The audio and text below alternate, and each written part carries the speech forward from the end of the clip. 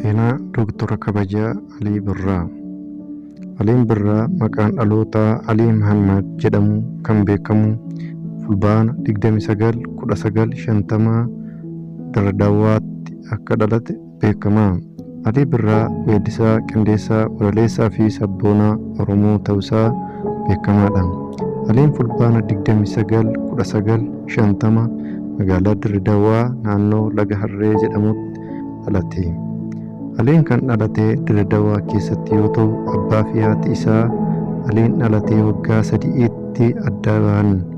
Aliin sana booda abbaa isaa biratti guddatee yeroo ijoollummaa isaa mana barumsaa Arabiffaa galee afaan Arabaa barateera.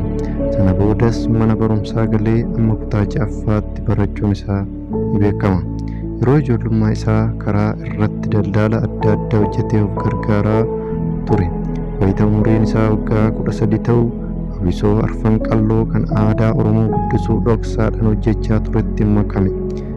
Sirbi inni jalqaba waltajjii irratti sirbe Birraadhaa Bari'ee kan jedhamu ture. Kanarraan ka'ee maqaa Alii Birraa jedhamu argate. Mootummaan Hayila Sillaasee Hawwisoo kana bara 1965tti cufee miseensota Hawwisoo kanas gartokkee mana hidhaatti naqee. Aliinis baqatee gara Finfinneetti gale. Aliin ergaa gara Finfinneetti galee booda hojii sirba adda addaa hojjechuu jalqabe.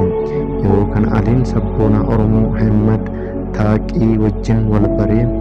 Ahmad Taaqiis Aliidhaaf akka ittiin sirbuuf jedhee gitaara biteef. Beekamtummaan Aliis magaalaa Finfinnee keessatti saffisaan dabalaa dhufe. Aliin afaan Oromoon biratti afaan Amaaraa, afaan Arabaa, afaan Hararii fi afaan Sumaaleetiin sirbuu danda'a ture. Immoo namoota adda addaa biratti akka jajamuu fi akka jaalatamuu isa taasise. Namoota isa jaalatan keessaa tokko Iyyoo'eel Yohaannis kan jedhamu dura bu'aa Kibur Zabanyaa kan ture tokko ture.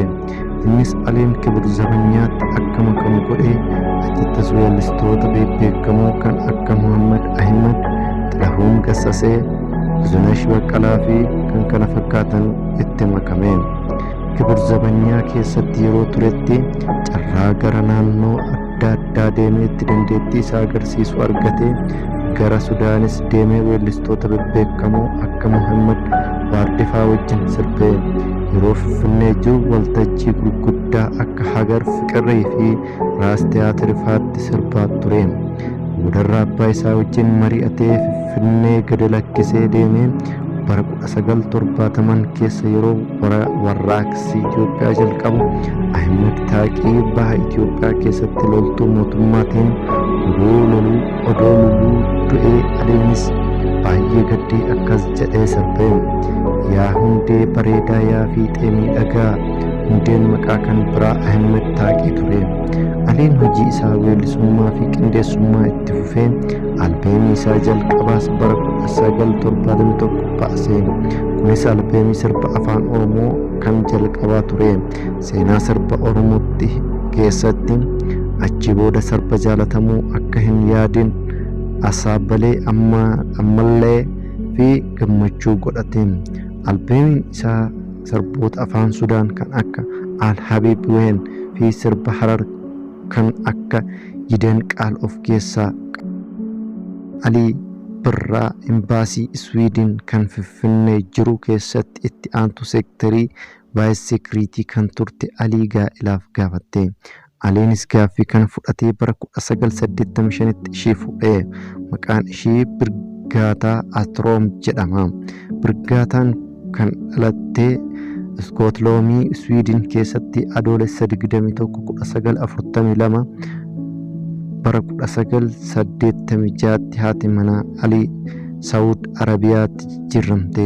Aliinis ishee faana Saawud Arabiyaatti galee. Haa ta'u malee Saawud Arabiyaatti Aliitti itti hin tolle. Kanaaf gara Iswiidinitti ce'ee achi waggaa 2 jiraate. Bara 1988 Artist Akaadaamii Los Angeles itti barachuuf gara USA deeme. Bara 1990tti erga eebbifameen booda bara 1992tti albeemii 2 Itoophiyaa alatti kan jalqabaa gadi lakkise. Kunis addunyaa irratti akka beekamu godhe. Aliin konsertii baay'ee biyyoota adda addaa keessatti gaggeesseera. Kana keessa bara 2005tti ayyaana waggaa haaraa Itoophiyaa irratti Sheraatan Addis kaasuun ni danda'ama.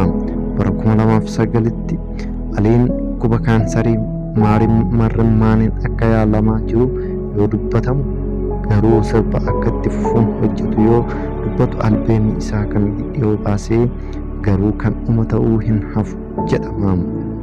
Bara 1995tti Aliin badhaasa Toornaatoo Afrikaa Meeriitis Awardoo argateera.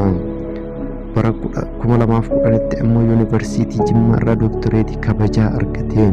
Mudda 2012tti dorgommii Dadaraa Toorroo irratti isa jalqabaa irratti marsaa xumuraa keessummaa kabajaa ta'uun affeerramee argameera. Dhuma irratti Dooktor Kabajaa Alii Birraa onkololeessa 26/2015 akka lakkoofsa Itoophiyaatti gara galgala keessa sa'aatii 10 naannoo ta'utti lubbuun isaa darbeera.